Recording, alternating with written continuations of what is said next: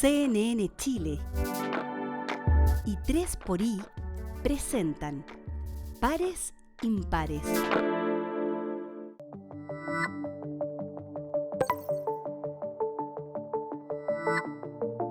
Hola, ¿qué tal? Bienvenidos a Pares Impares. Hoy tenemos que hablar o mirar tal vez uno de los valores humanos más elevados, que es la solidaridad.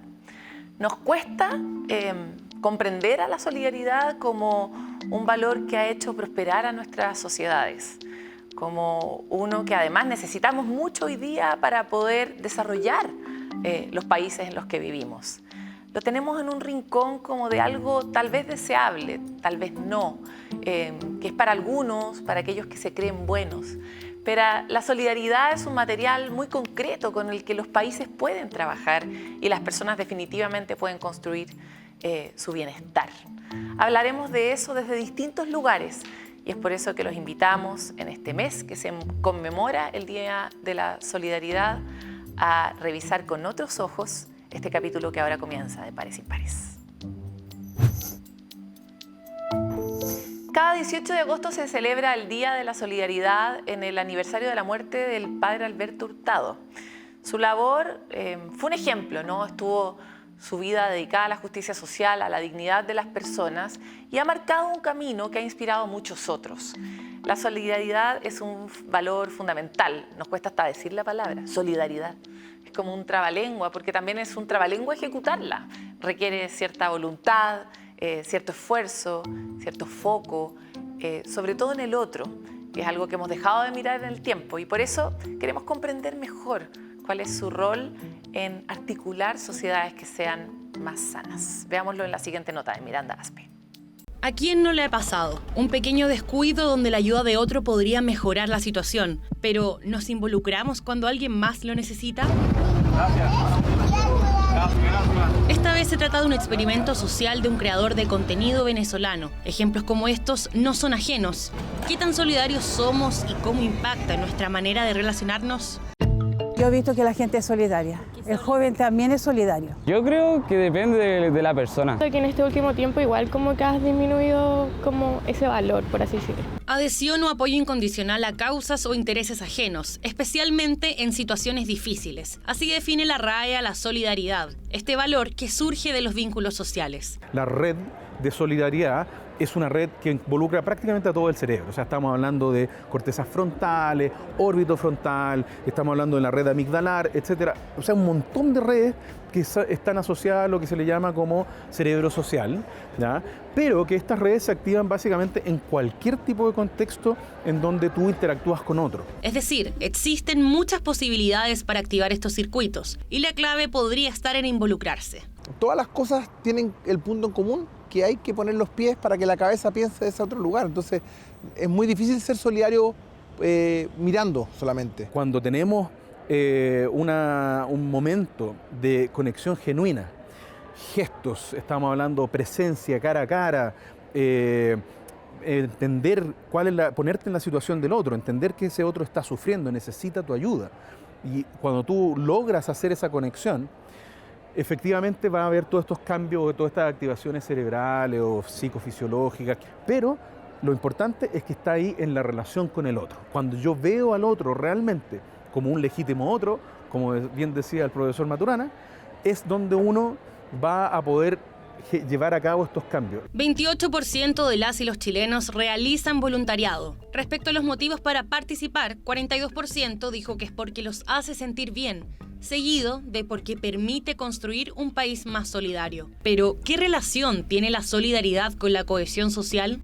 Fomenta mucho el sentido de pertenencia de los grupos y también ayuda a conectarnos con otros. Es decir, sobre todo en un país que es marcadamente segregado, las actividades solidarias ayudan a vincularnos con otros grupos, como más allá del prejuicio, y también es una actividad que no es solo de entregar algo, como del utilitarismo, yo te entrego, sino que es una relación un poco más transversal. Las veces que me ha tocado a mí, yo me he caído varias veces, de hecho no hace poquito, y en el metro 2 chicos me levantaron. También me he caído en otro lado y también la gente ha sido muy solidaria. De repente cuando pasa algo muy violento, brígido, las personas prefieren no meterse por miedo a que les pueda suceder algo. Dependiendo del contexto, yo creo que las personas se involucran. Cuando yo tengo mi entorno muy cerrado, conozco solo a mi familia, conozco solo de la gente que trabaja en mi empresa, tiendo a pensar que en este mundo puedo confiar, pero en el mundo que está un poco más allá no puedo confiar. Entonces, cuando hablamos de solidaridad, cuando hablamos de cohesión, son cosas que están íntegramente conectadas, porque lo que nos permiten es conocer otros entornos y por lo tanto ese otro entorno yo les puedo dar un significado que tal vez ya no es de desconfianza. Y pese a que no existe una receta mágica, todos hemos escuchado alguna vez que la solidaridad se contagia. Y según la neurociencia, algo de cierto hay en esa frase. Nuestro cerebro está listo para imitar. A veces le llaman todas las redes de espejo, en donde tú ves una acción, a alguien caminando y vas a saber cómo se camina. La solidaridad o la cohesión social son cosas que tú las tienes que vivir, las tienes que ver cómo se desenvuelven en el mundo para que tú las empieces a internalizar. Si tú nunca lo ves, hay una probabilidad de que nunca lo lleves a cabo. Entonces, ¿cómo podemos fomentar esa interacción? ¿Cómo aprendemos a ser más solidarios? Ahí depende de cómo hayan sido educados, yo creo, y de muchos factores. Al joven hay que educarlo, que desde chiquitito que tiene que ser solidario. Y así se va a corregir el mundo, yo creo. Las cosas que ahora se están hablando son diferentes a los tiempos anteriores y eso va influyendo también como en cómo se va desarrollando la persona en su campo social. Los colegios, las casas de estudio son como muy precursoras de eso. Ahí la responsabilidad lo tienen los padres, los profesores, las universidades de motivar un poco ese qué, esa curiosidad, ese salir a hacer, genera un efecto permanente en el entendimiento de las cosas. Y eso es, yo creo que algo que hay que mantener muy fuertemente y fortalecer, porque todos los estudios muestran que una democracia sólida es una democracia que tiene sociedad civil densa, que tiene fundaciones haciendo acciones y también juntas de vecinos, y eso va generando cierta cohesión, cierto entendimiento, cierta confianza. No hay que ir muy lejos ni lograr grandes hazañas. La esencia de la solidaridad está en reconocer a un otro y desde ahí replicarla, un acto con el que toda la sociedad gana.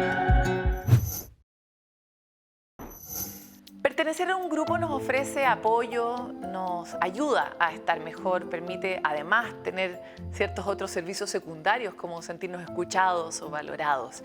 En la cotidianidad que está marcada por lo inmediato, por la aceleración, nos cuesta mucho a veces hacer este gesto con el otro. Por eso salimos a la calle a preguntarles a ustedes qué los hace sentir parte, que pertenecen a algo. Veámoslo en Voces Humanas.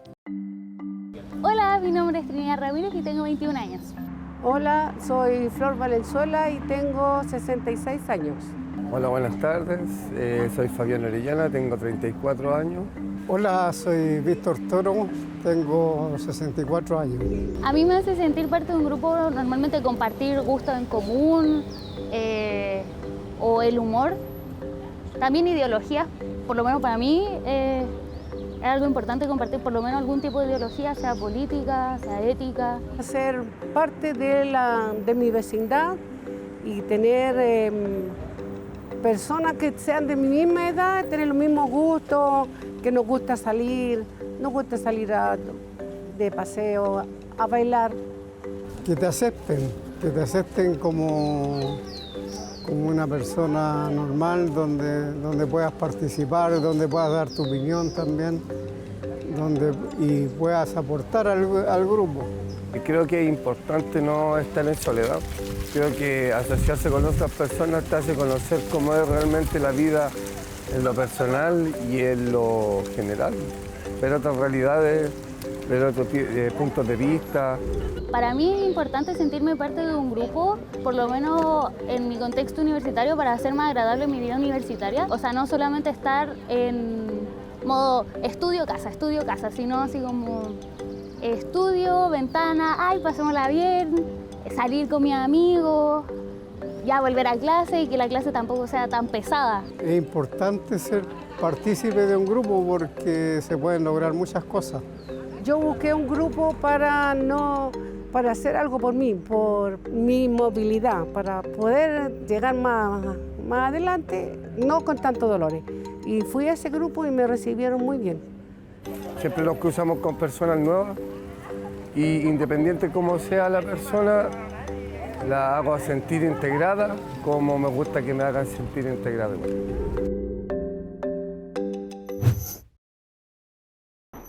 Vamos a ir a una pausa en Pares Impares y volvemos con más.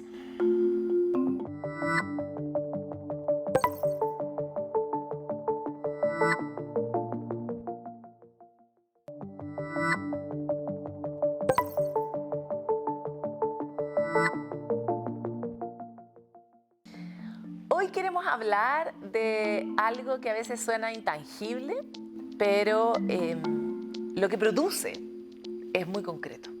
Nos mejora la vida a todos. Incluso la ciencia o la neurociencia dice que cuando ejercemos esta virtud humana, nuestro cerebro nos premia, nos da unas gotitas de esas hormonas de la felicidad. O sea, por lo tanto, como que en el fondo uno mismo se beneficia. ¿De qué? De la solidaridad.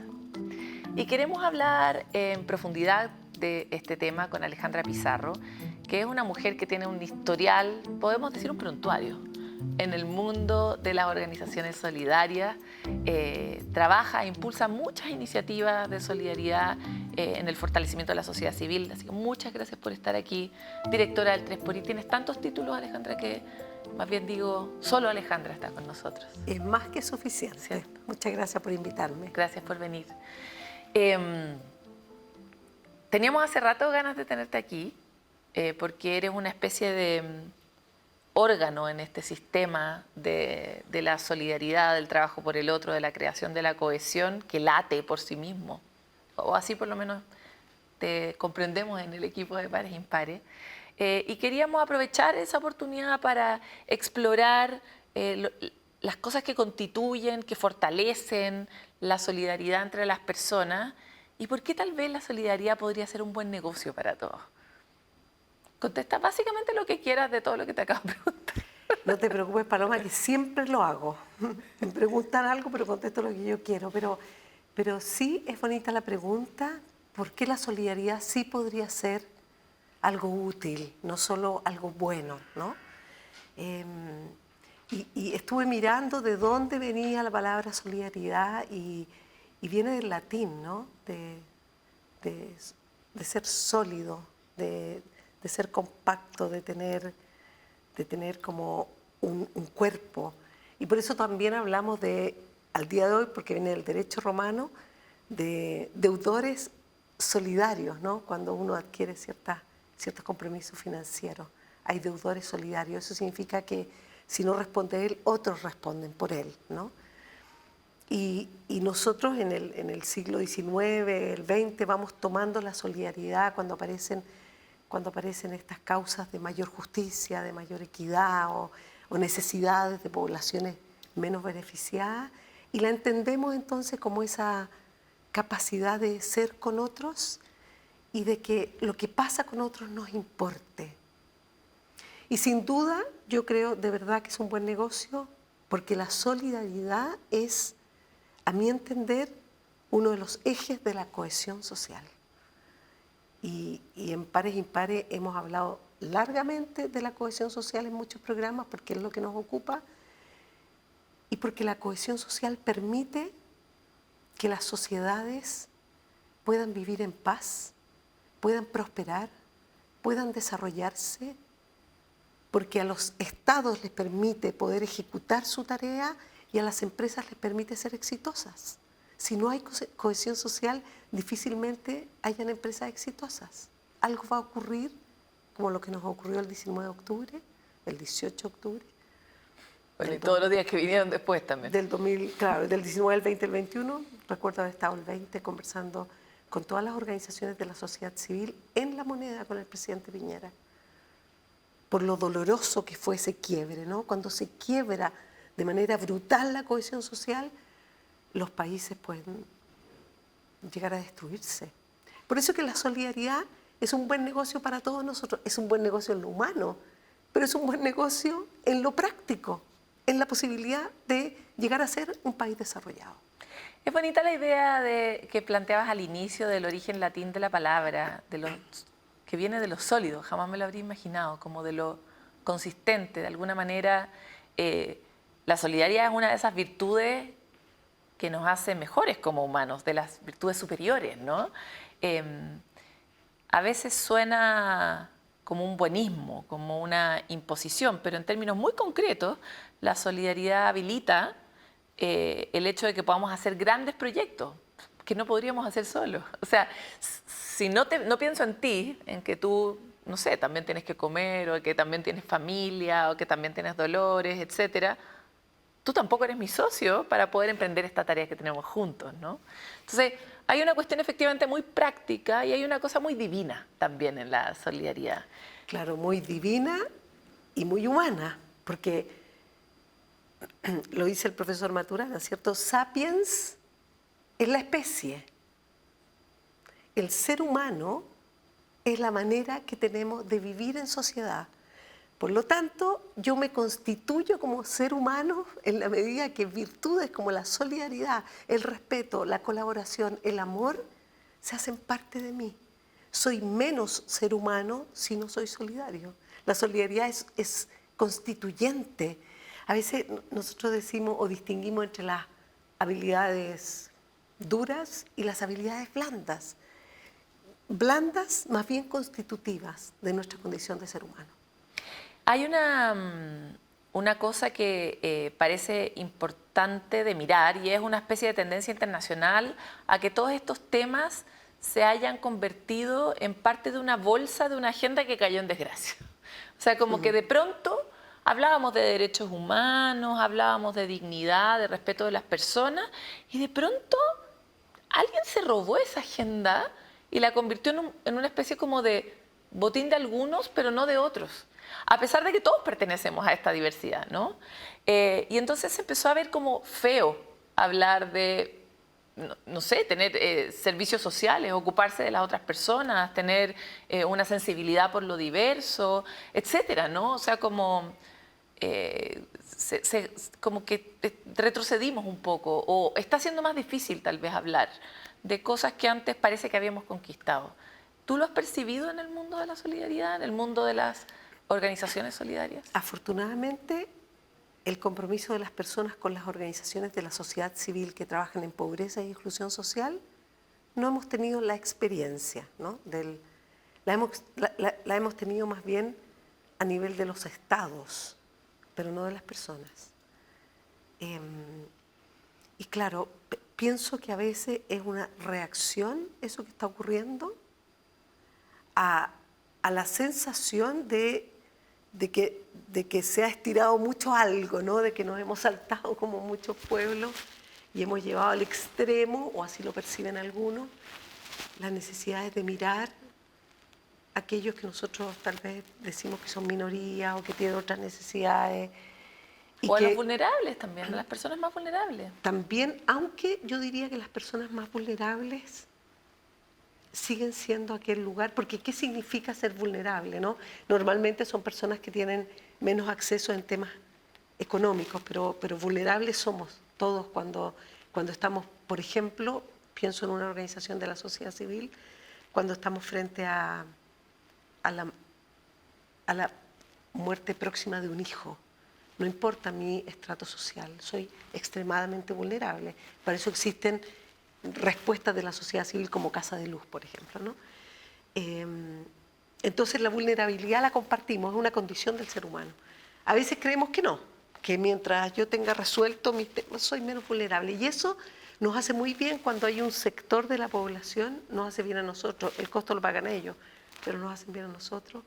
Cuando hay personas vulnerables que no han logrado salir de condiciones que son las mínimas para poder tener una vida digna, al contacto con esas personas nosotros también recuperamos esa posibilidad de ser vulnerables y eso es muy bello. Entonces, bueno, pero volviendo al punto, sí creo que algo hemos hecho no tan bien, que hemos generado también una reacción que se viene en contra, pero pienso que eso no va a ser por mucho tiempo más así, que eso va a cambiar, vamos a volver a recuperar las cosas que tú dices que ya estaban como conquistadas y parece que se fueron de nuevo. A veces ocurre eso cuando está justo a punto de amanecer, ¿no? Nunca es más oscuro como cuando está a punto de amanecer y probablemente tiene que ver también con la necesidad de recuperar el control de un mundo que se está muriendo. porque están haciendo otro que tiene más que ver con estas nuevas conversaciones. Ahora, la solidaridad puedo estar equivocada, creo que no está tan en cuestión porque nos viene de la Revolución Francesa. Mira, cuando el llamado de la Revolución Francesa era libertad, igualdad y fraternidad. Si nosotros... Que es la más adeudada. Es lo que te iba a decir. Si no le hubiéramos dado tanta importancia, porque este mundo de hoy, dependiendo del lado en que yo esté, compra de manera extraordinaria la libertad ante todo. Y el otro, la igualdad ante todo. Si no hubiéramos olvidado la fraternidad, seríamos más libres y más iguales. Pero hemos olvidado la fraternidad y era un pilar de la Revolución Francesa. No se basó solo en la libertad y la igualdad. Rescata un valor que nos viene de siempre, ¿no? Que sin duda alguna es clave en todo el desarrollo del humanismo cristiano, la fraternidad antes que la libertad y la igualdad, porque si hay fraternidad, no es mío esto, está en el libro Libres e Iguales de Vlado Milosevic, que es Conversaciones con Agustín Esquella. Y es Agustín Esquella el que da esta distinción que nunca la olvidé. Si fuéramos más fraternos, seríamos más libres y más iguales. Entonces, dado que nos viene de algo que no está en cuestionamiento, la Revolución Francesa, siento que efectivamente nos hemos vuelto un poquito anti-woke, o hay movimiento que va en esa línea. Muy grande. Pero tengo la impresión de que la solidaridad es más grande que incluso ese movimiento anti-woke, o quiero creer que así es, y tenemos muchos ejemplos de que... Porque la solidaridad también es una virtud que mantiene las sociedades en pie. No siempre lo vemos, pero mantiene las sociedades en pie. En Chile, Paloma, lo voy a traer a la sociedad civil, aunque no es el único espacio de solidaridad, pero la solidaridad como encarnada en estos seres humanos que ven algo y se ocupan de ese algo, ¿no? En 1854 nace la Sociedad de Instrucción Primaria, la SIP, que perdura hasta el día de hoy. Porque hay un ser humano que dice, la educación es un bien importante y no alcanza para todos, el Estado no es capaz.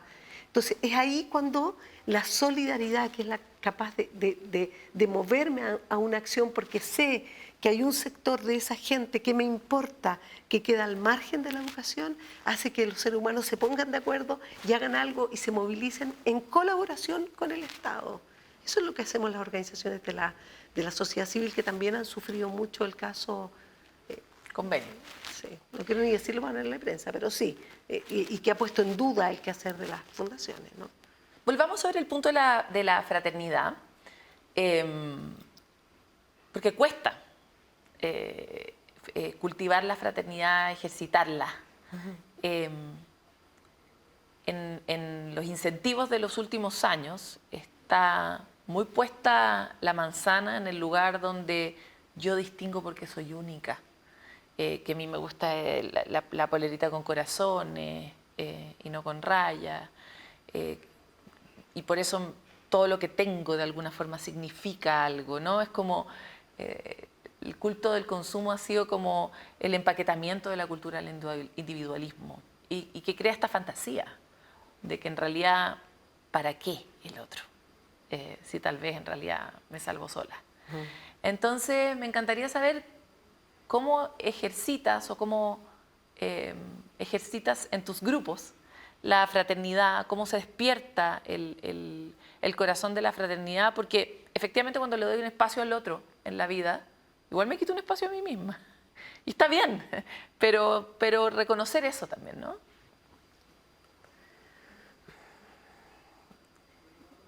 Yo creo que es muy clave el ver al otro. Yo creo que la primera forma de fraternidad es ver al otro. El mayor dolor, lo veíamos en el encuentro, en la noche del encuentro, ¿no? El mayor dolor muchas veces de los seres humanos, e incluso nuestro, es no ser vistos. Por eso que el mayor castigo es el exilio de mi grupo, el exilio en el trabajo, el exilio en la sociedad, el exilio del país. Es como, no quiero verte y no te veo. es muy doloroso eso, ¿no? Entonces, el primer acto de fraternidad es ver al otro. Y así definíamos la solidaridad en la comunidad de organizaciones solidarias en el inicio, que es la reunión de 280 fundaciones y corporaciones que trabajan en pobreza y exclusión social. Era, ¿qué es la solidaridad? Ver al otro, ponerme en su lugar y actuar en consecuencia. Pero verlo es lo que mueve al Padre Hurtado a armar una organización preciosa que es el Hogar de Cristo. No es que él dijo, voy a hacer una obra. No. Él ve a los niños que viven debajo de los puentes. Los ve. Entonces, si los veo, eso siempre me conmueve y me lleva a actuar en consecuencia. De hecho, lo que nosotros hacemos regularmente para no hacerme cargo de lo que es no mirar cuando paso al lado de una persona de calle. No mirar o evadir. No lo veo. Y hago como que no lo veo, como que no lo escucho. Se acerca a mí y yo me qué cambio. violento es ese momento, ¿no? Terrible. Y mirarlo de lejos. Protagonizarlo es fuerte, pero mirarlo de fuera, ¿no? Como... Y a veces la persona, me ha pasado a mí, porque muchas veces, ahora que el dinero es plástico, no tengo la moneda para entregarle cuando me la pide, le digo, no tengo, pero lo miro a los ojos, lo tengo, perdona, no tengo, no ando con ninguna moneda, no sé. Y me dice, no importa, gracias, le digo, que tengas un buen día, usted también. Ese acto de humanidad, que es insuficiente para sacarlo de la condición o para ayudarlo a salir de esa condición, lo vuelve un otro, como diría el profe Maturana, legítimamente otro digno de ser visto. El primer acto de fraternidad, Paloma, a mi entender, es mirarnos y por eso saludarnos. Las personas, muchas veces lo dice el informe de Desiguales del PNUD, ¿qué es lo que resienten las personas? No resienten que tú ganes mucho más plata que yo. No resienten que tu casa sea mucho más grande que la mía. No resienten que el auto que tú usas sea de último modelo y yo ando en micro. No resienten eso. Puede que lo resientan en una tercera o cuarta derivada, dependiendo de su condición. Lo que más resienten es no ser tratado con la misma dignidad. ¿Qué le devuelve la dignidad a las personas? No el sueldo que le pago, es la dignidad con que lo trato. Y entonces, a mi entender, la fraternidad se construye desde el ver al otro. Así lo vivió el Padre Hurtado, así lo vivieron cada una de las personas. La Popa, que es una mujer que trabaja y que vive en barrios más vulnerables, que su hija con discapacidad nace, ella se da cuenta de lo que significa no tener los recursos y una hija con discapacidad y dice, pero hay algo que yo puedo hacer. Lo ve, lo vive, ve a los otros en su propia población y dice, voy a hacer una casa de acogida para personas con discapacidad. Ve eso, en el caso de ella, lo vive, ¿no? Lo que ocurre con muchas organizaciones de la sociedad civil, que viven esa experiencia y al darse cuenta, dice, wow, esto no es sencillo resolver, hay algo que yo puedo hacer. Porque... Pero espérate, es que interesante la experiencia del dolor, te conecta con el otro, en parte porque solidarizas o entiendes el dolor del otro, pero en parte porque necesitas al otro. Claro que sí. O sea, esa comunidad, cuando tú estás enfrentando una situación con un hijo con discapacidad, cuando tú tienes un problema de salud mental, cuando tú eres parte de la comunidad de personas que viven en situación de calle, la comunidad te transforma la existencia. Y te salva. Y te salva. Pero para lo que tú decías antes, porque no lo respondí del todo, es verdad que hemos creado una cultura que exacerba lo individual y nos trae por respuesta la soledad. ¿Cuánta soledad en nuestros jóvenes? No solo en los adultos mayores. Matando. Claro, entonces creo que era acá mismo donde conversábamos sobre lo que hace Japón, que crea el Ministerio de la Soledad. Un Ministerio de la Soledad. Lo que hemos olvidado es que solo podemos sobrevivir en comunidad y solo podemos, y así fue como el Sapiens llegó hasta donde llegó, ¿no? Porque aprendió a colaborar, a estar con, lo dice el libro Sapiens, ¿no? De Harari. Entonces, no es solo por ser bueno, no es solo porque somos tan lindas personas. Nosotros en la sociedad civil no hacemos cosas buenas, hacemos cosas necesarias. Porque ¿qué es de los niños quemados si no es Coniquem? ¿Qué es de los adultos mayores si no es la Fundación La Rosa? Y es una respuesta que nos humaniza, nos conecta, nos transforma, genera comunidad. Y nos resuelve. Y no queremos decirle al Estado, nosotros lo hacemos hasta que tú lo puedes hacer. No, lo hacemos contigo, colaboramos contigo, somos colaboradores del Estado. No queremos ni reemplazarlo, ni somos mejores que ellos, simplemente la capacidad que tenemos los individuos cuando nos organizamos, es tan bonito eso, de estar cerca, de entender, es muy difícil para los estados. Como la última milla, ¿no? Exacto. El servicio de la última milla. Exactamente. Y uno se preguntaría, ¿por qué las empresas externalizan la última milla? Porque son más eficientes haciéndolo. Entonces el Estado debe externalizar algunas tareas societarias porque la sociedad civil lo hace mejor, más cercana, con más pertinencia y le cuesta la mitad. Pero además de ser un buen negocio, eventualmente un mejor gasto de los recursos, también es verdad que los problemas son muy grandes. Y a medida que las sociedades se complejizan, incluso se vuelven más ricas, aparecen otras dimensiones, Así ¿no? es. Somos más sensibles, al principio resolvemos el hambre, pero a continuación empezamos a resolver la educación y luego empezamos a resolver la diferencia del trato entre las personas y así, ¿no? Nos vamos sofisticando al comprender cuáles son las distintas capas de las heridas humanas. Y por lo tanto, nunca es suficiente. Entonces, hacia allá también quería ir porque cuando la cuestión se ideologiza mucho, no solo tendemos a tirarle unos valores y a otros que podríamos todos compartir, si no pasa nada, si compartimos los valores, más bien que bueno, sino que también empezamos a crear modelos que son ciegos. Todo privado no se puede, todo estatal tampoco se puede, todo en la sociedad civil tampoco se puede. Entonces, como me encantaría saber cómo han empezado a integrar y a permear esta discusión sobre la sociedad compleja en la que vivimos, donde está mucho más lleno de grises, donde las cosas nunca tienen una sola bala de plata. Me carga lo de la bala, deberíamos sacarlo de la bala, ¿no? Una sola solución, etcétera, ¿no? Sí. Mira, cuando yo era la directora ejecutiva de la Comunidad de Organizaciones Solidarias, hoy día estoy en el directorio, yo siempre decía, nuestra vocación, fundaciones y corporaciones que trabajan en pobreza y exclusión social, es desaparecer. Esa es nuestra vocación última, ¿no? Significará que como sociedad hemos asumido desafíos de pobreza y exclusión. Es un poco ambicioso, sí, porque ya Jesús decía, a los pobres los tendrán siempre con ustedes. Pero efectivamente aparece una segunda capa que requiere nuevas e innovadoras respuestas.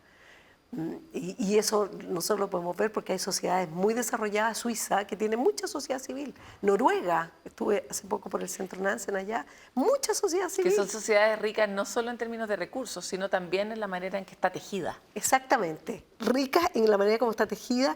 Y ese tejido invisible... También genera riqueza, es como un círculo, ¿no? Exactamente, y es muchas veces producido, lo voy a decir, desde la sociedad civil, ¿no? Los individuos que dicen, mira, hay algo que está ocurriendo aquí, probemos si esto funciona, es lo que hace la sociedad civil.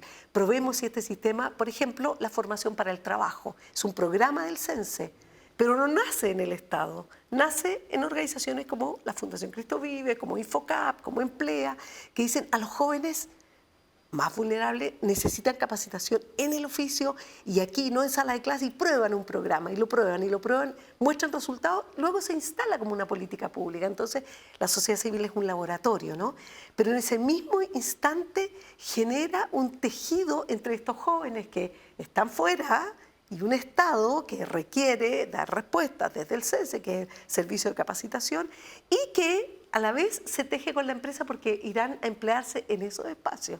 Entonces la sociedad civil es maravillosa en eso, como una araña que va tejiendo. Como una maicena además. Como es que muy aglutina bonito. todo. Y entonces uno diría, de hecho se llama tercer sector, ¿verdad? El primer sector es el Estado, el segundo sector son las empresas, el tercer sector la sociedad civil organizada. Porque lo público, o sea, esto que está en la calle, esto que es de todos, el medio ambiente, nos pertenece a todos, no es solo tarea del Estado. Sería mucho y sería injusto pretender que el Estado, que normalmente gobierna con retrovisor, porque está haciéndose cargo de cosas que ya ocurren y está proponiendo soluciones para problemas que ya existen, no para lo que viene, se haga cargo además solo de lo que viene. ¿Y los ciudadanos qué?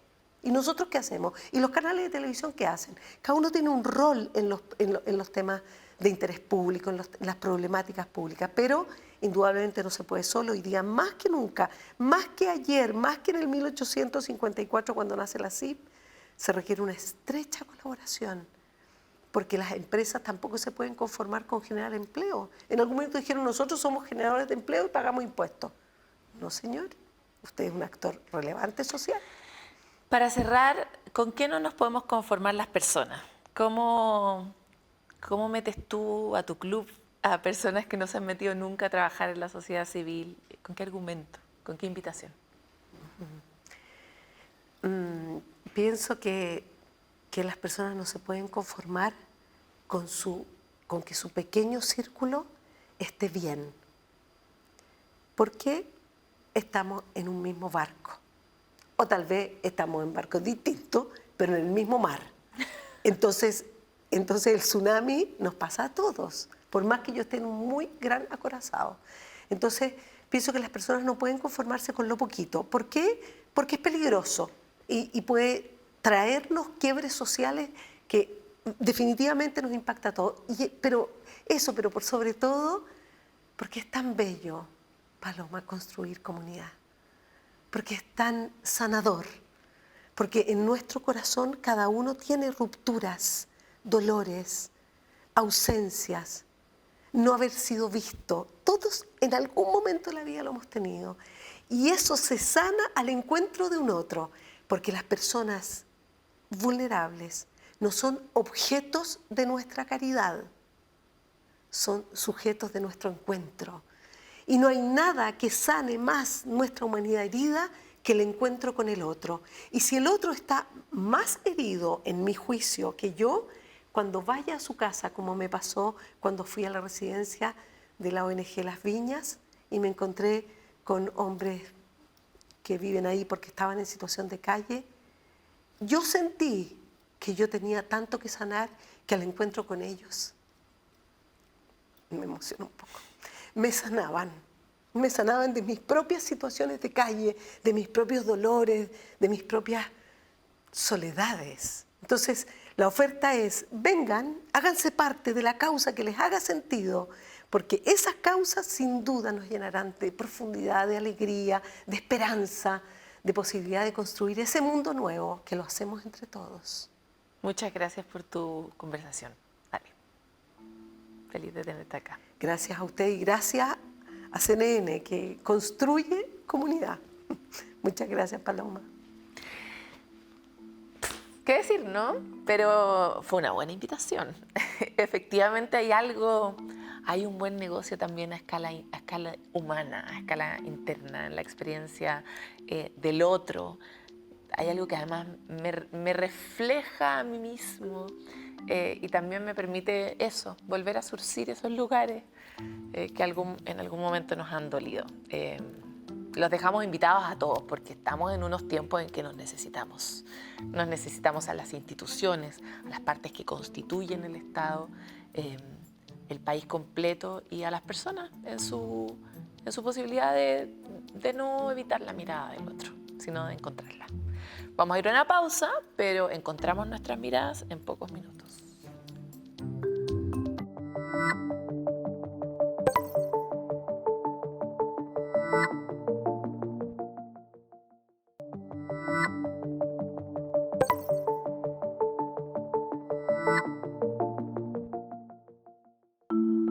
La migración es un proceso mundial que ha sido parte de la historia de la humanidad.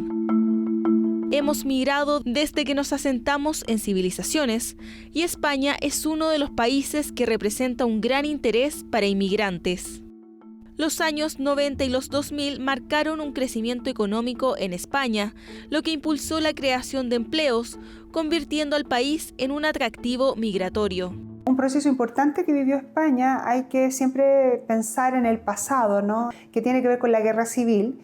Y obviamente la guerra civil produjo un largo periodo de expulsión de población española.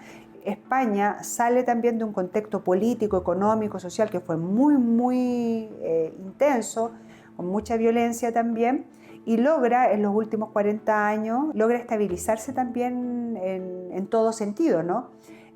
Y por eso España es vista también como un lugar yo creo que estable dentro del proceso que viven los países que son de los cuales reciben población.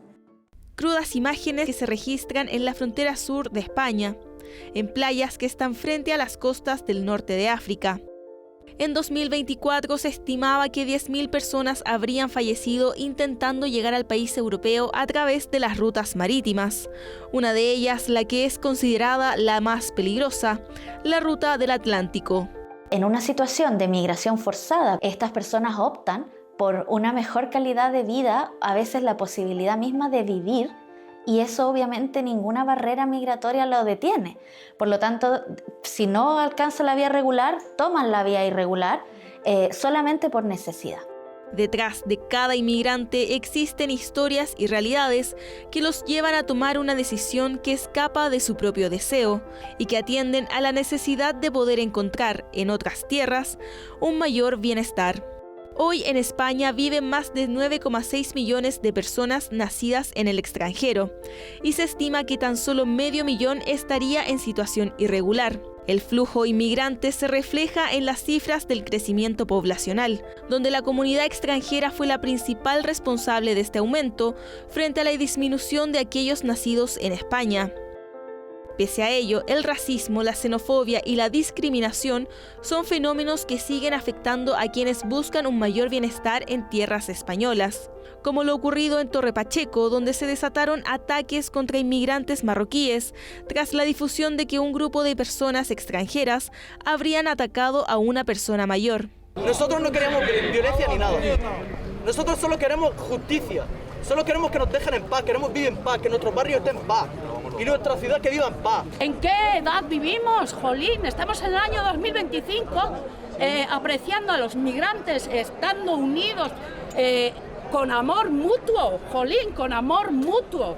Es por hechos de violencia como este que se vuelve imperativo procurar una integración de inmigrantes en las comunidades que los reciben. Y es ahí donde aparece Red Acoge, una organización que lleva más de 30 años trabajando con inmigrantes que buscan nuevos horizontes y oportunidades en España. Pues Red Acoge nace en el año 1991 y nace con las primeras llegadas de personas migrantes a la costa, a la frontera sur de España. La Red Acoge estaba pues compuesta por 5 organizaciones que estaban especialmente ubicadas en frontera sur de España, Andalucía y la costa de Levante, Murcia, Valencia.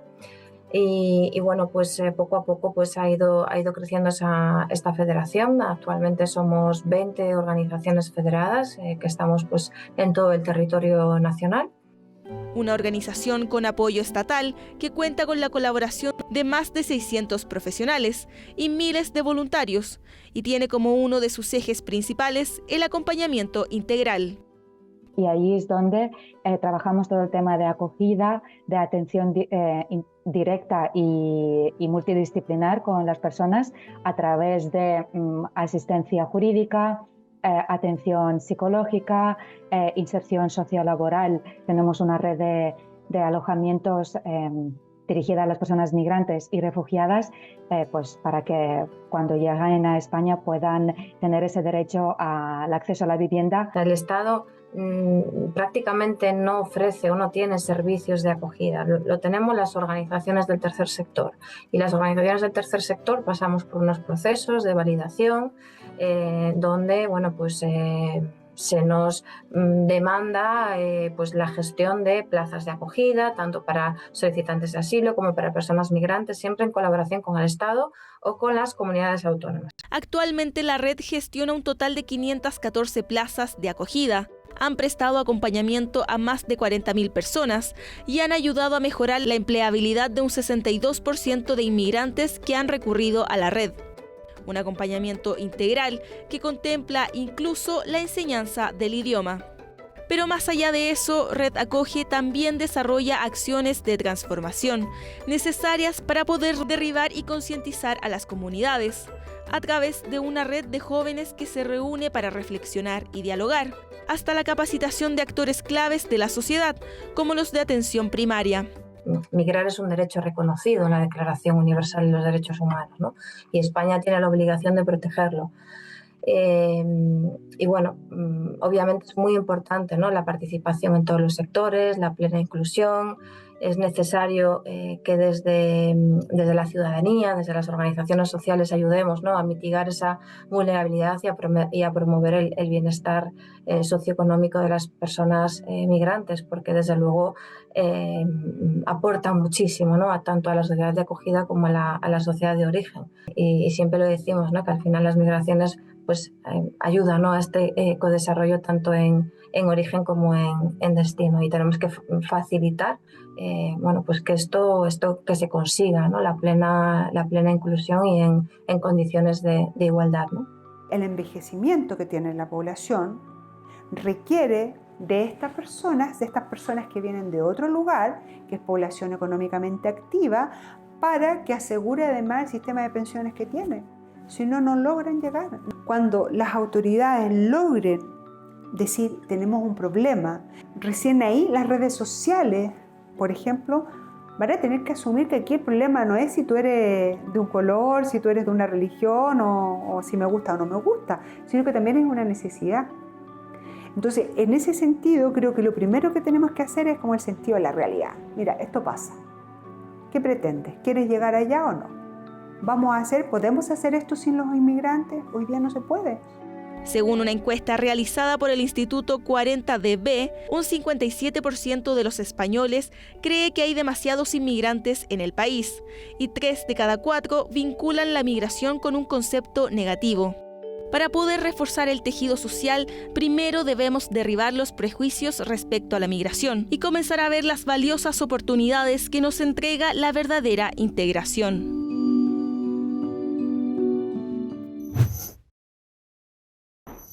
La música es un lenguaje universal. Muchos nos podemos comunicar gracias a una canción favorita con alguien que de verdad no conocemos, con quien tal vez ni siquiera hablamos el mismo idioma. Y es que el ritmo, de alguna forma, nos hace sincronizar y sentir de una manera que nos amarra. ¿Cómo la música ayuda a componer el tejido social y a sintonizar con la armonía colectiva? Lo vemos en la siguiente animación. Una orquesta sinfónica reúne hasta 80 músicos, cada uno con instrumento y partitura propia, pero cuando tocan juntos, sus sonidos se entrelazan de manera perfecta, logrando una coordinación que convierte cada nota en una pieza esencial en la armonía. La música ha acompañado a la humanidad desde rituales ancestrales hasta las melodías que hoy nos emocionan, y es que cuando cantamos o tocamos en conjunto, nuestros cuerpos se sincronizan creando un vínculo invisible que fortalece la confianza y el sentido de pertenencia. Estudios dan cuenta de que la música disminuye el estrés y eleva la oxitocina, la denominada hormona del amor, esa que nos acerca y nos une. Una investigación realizada en 2015 por la Universidad de Oxford reveló que las personas que participaban en grupos de canto lograban una conexión más rápida, sintiendo más cercanía desde la primera clase. Gritar a todo pulmón junto a un desconocido en un concierto, alabar en la iglesia junto al resto de los fieles, bailar una cumbia en Año Nuevo, son algunos de los espacios en que la música ayuda a tejer redes entre las personas, potenciando la cohesión social a todo ritmo. Hasta aquí llega este capítulo de Pares Impares. Hemos tratado de hacer una mirada un poco más profunda sobre un valor que tal vez a veces dejamos en desuso. Poco nos preguntamos sobre cómo podríamos nosotros participar de manera más solidaria de la sociedad en la que estamos involucrados, porque parece que no hay tiempo para nada, apenas tenemos tiempo para nosotros, para las familias. ¿Cuánto podría yo dejar para el otro? Pues resulta que ahí, como vimos, hay también una oportunidad y una recompensa. Por supuesto para la sociedad, que se beneficia mientras más de nosotros participemos en ella, pero también para nosotros mismos en el fuero más interno, de una manera más egoísta. Hay una recompensa en la posibilidad de comprender otras realidades y mirar la propia. Y eventualmente, como sugerían algunos de nuestros entrevistados, incluso sanarnos. Nos vemos pronto en otro capítulo de Pares Impares. Esperamos verlos a través de nuestras redes, en nuestro canal, en la lista de reproducción de YouTube, donde pueden ver todos los capítulos y repasar las entrevistas. Y por supuesto estaremos escuchando lo que ustedes quieran decir para ver si juntos podemos construir un mejor espacio para vivir. Nos vemos.